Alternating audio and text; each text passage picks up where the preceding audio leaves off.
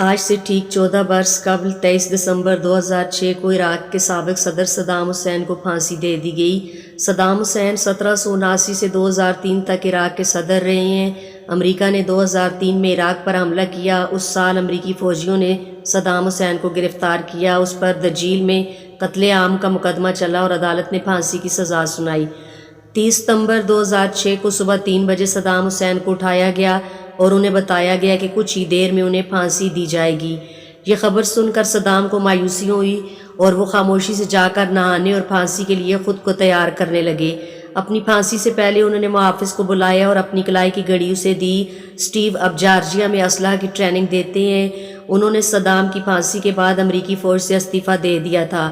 اب بھی جارجیا میں سٹیو کے گھر میں وہ گھڑی محفوظ ہے اور اس کی ٹک ٹک سنائی دیتی ہے۔ جب صدام حسین کو پھانسی دے دی گئی، ان کی لاش کو باہر لایا گیا تو لوگوں کے ہجوم نے ان کی لاش پر تھوکنا شروع کیا اور انہیں گالیاں دینے لگے۔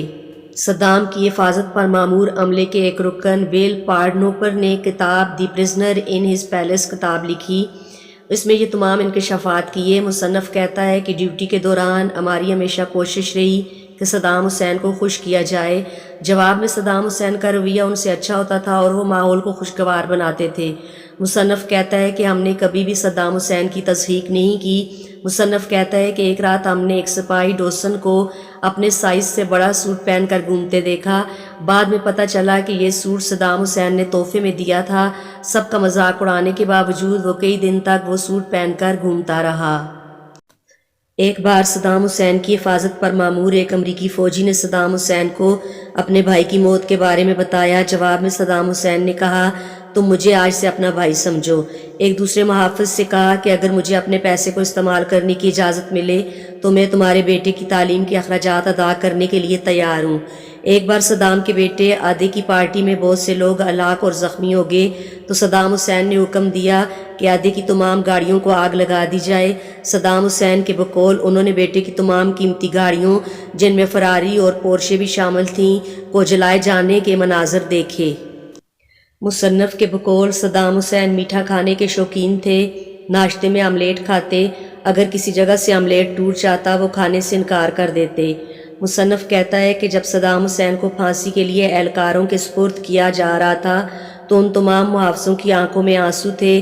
یہ محافظ صدام حسین کے دوست تو نہیں تھے، تاہم یہ 12 امریکی فوجی ان کے آخری ایام کے بہترین ساتھی تھے۔ یہ تمام 551 ملٹری کمپنیوں سے منتخب ہوئے تھے۔ انہیں سپر 12 کہا جاتا ہے۔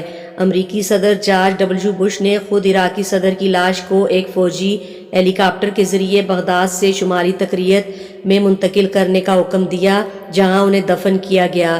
بعد میں شیعہ ملیشیا نے ایک فضائی حملے میں ان کے مقبرے کو مسمار کر دیا۔